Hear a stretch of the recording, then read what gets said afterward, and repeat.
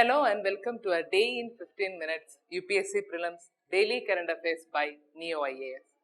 So today on 10th February 2020, our topics for discussion are India Central Asia Business Council, Digital Payment Index, Genome India Project, then Mount Aconcagua, then upgrading the skills and training in traditional arts or crafts for development, e-governance programs. So our first topic is India Central Asia Business Council. So the related news is that India to study air corridors for trade with Central Asian countries. Okay, so this is the news headline. So here first you have to know about India Central Asia Business Council. Okay, so you know the Ministry of External Affairs along with Federation of Indian Chambers of Commerce and Industry, that is FICCI, they launched the India Central Asia, that is the India Central Asia Business Council. Okay, so they were joined by 5 countries, namely Tajikistan, Uzbekistan, Turkmenistan, then Kazakhstan and Kyrgyz Republic. Okay, so this council, it will act as a common platform for the business of Central Asia and India. Clear? So also this council, it will aim at promoting the trade and also investment between India and Central Asian countries. Clear? So here the background is that this council, it is the outcome of India Central Asia dialogue that was held in Samarkand, that is in Uzbekistan in 2019. Okay, so the dialogue and the council formed, they are a part of India's Central Asia policy. So under the Central Asia policy, India aims to build a strong political relation and it will aim to strengthen the security cooperation. Okay, so this is the background. Clear? So moving to a second topic, that is Digital Payments Index. So the news is that RBI's Digital Payment Index, it is going to track reach of digitalization of payments in India by July. Okay, so about this Digital Payment Index, you know, the main aim of the index, it is to capture the extent of digitalization of monetary payment in the country. Clear? And the DPA, it would be based on multiple parameters and also it shall reflect accurately the penetration and deepening of various digital payment modes. Clear? Then, so the thing is that this DPA, it will be made available from July 2020 onwards. And the index, it will help us to study the impact of policy interventions that are being taken by the government of India. And also the Digital Payment Index, it will allow both the consumers and stakeholders to better gauge local area development in infrastructure, then access, then demographic and acceptance related growth with reference to broader domestic and global standards in digital payments. Okay, so this is the advantage. So here please note that this index, it will have classification of urban, semi-urban and rural geographies. Clear? Then, so next about self-regulatory organization or the SRO. So this self-regulatory organization, it is generally, it's a non-governmental organization and it is having the power to create and enforce standalone industry and professional regulation and standards. Clear? So here you have to note that currently the Payments Council of India, that is a PCI, it is the largest industry body that fulfills this role in India's digital payment industry. Okay, so that you have to remember, that is the Payments Council of India. It is the largest industry body. Clear? So next topic is Genome India project. So the government, it has cleared an ambitious gene mapping project that is being described by those involved as the first scratching on the surface of vast genetic diversity of India. Okay, so first we can see what is a genome. So you all know, here in the picture you can see that is a genome. It is defined as an organism's complete set of DNA including all of its genes. Okay, so the thing is that each genome, it contains all of the information that are needed to build and maintain that organism.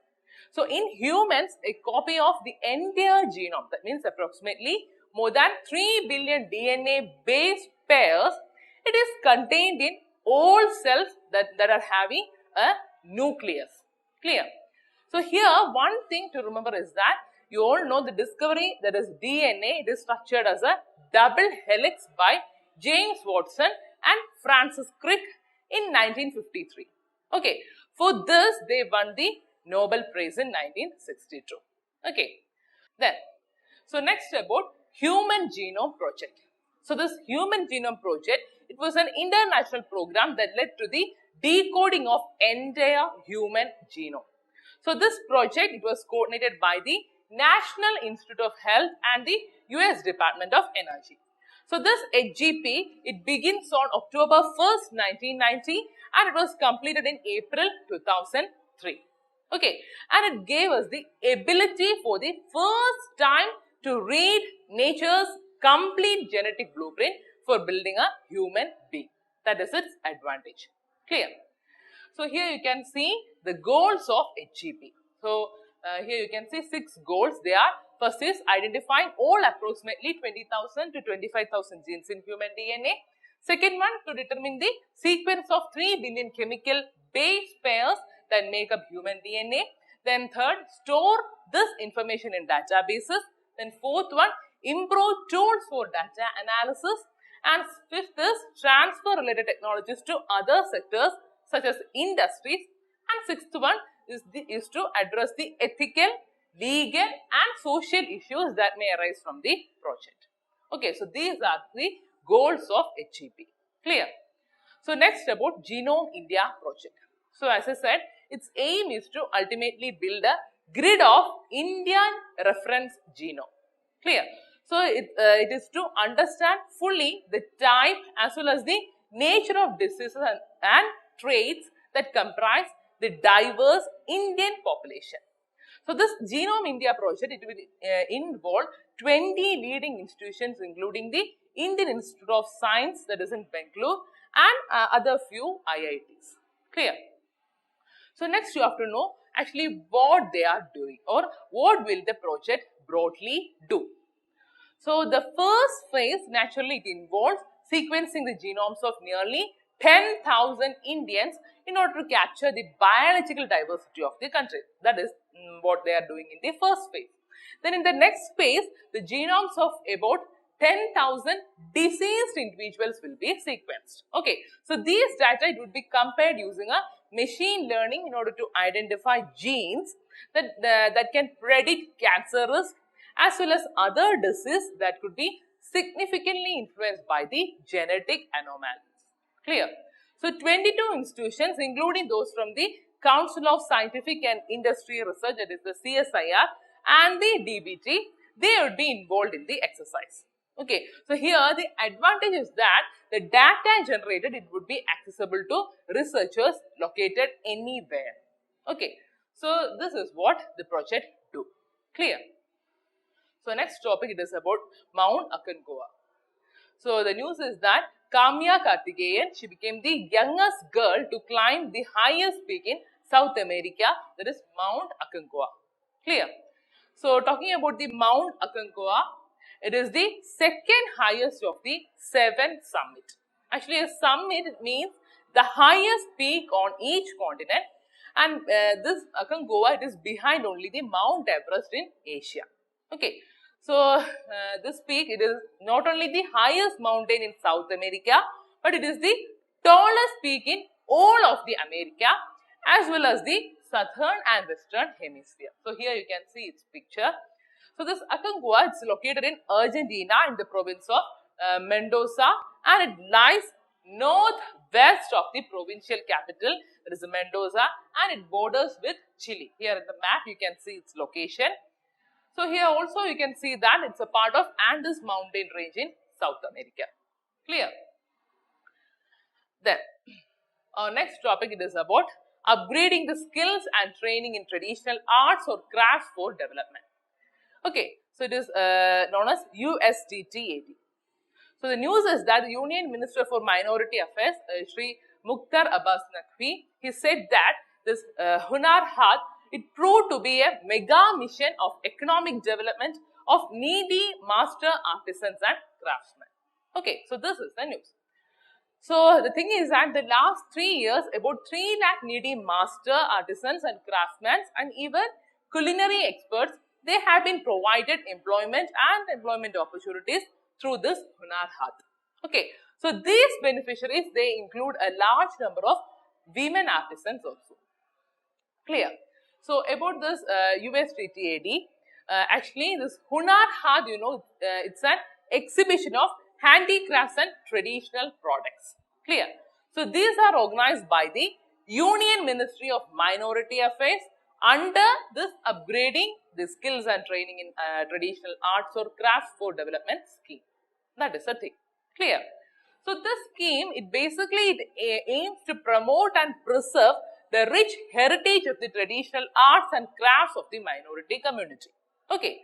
And this Haat, it aims to provide market exposure and also employment opportunities to artisans, craftsmen and also to traditionally culinary experts.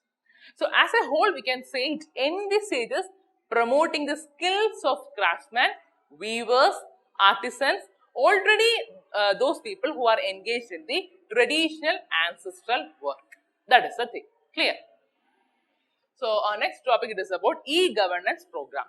So the news is that Dr. Jitendra Singh, that means the Union Minister at National Conference on e-governance, he said that e-governance is the key to India at 75 when the nation celebrates 75 years of independence. Okay, so this is the news. So you know, the National Conference on e-governance, it was organized by the Department of Administrative Reforms and Personal Grievance, then Union Ministry of Personnel along with the government of Maharashtra. Okay, so here you can see various e-governance initiatives under the Digital India. They are My Government, DigiLocker, then e-Hospital, then National Scholarship Portal, then Darpan, then Prakati, then Common Service Centers 2.0, Mobile Seva, then Jeevan Praman and National Center of Geoinformatics. Okay. So these are the various e-government initiatives under Digital India. So you know, in My Government, it aims to establish a link between the government and citizen towards meeting the goal of good governance. Whereas in DigiLocker, it serves as a platform to enable citizens to securely store and share their documents with service providers who can directly access them electronically. Clear?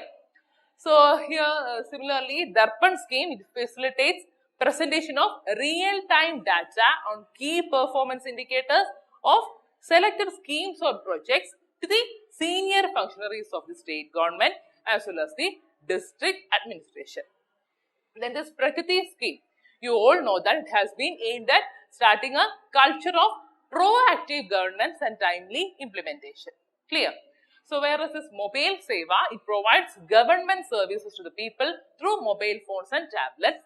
And this Jeevan Praman, actually it's an Aadhaar-based biometric authentication system for pensioners. Clear?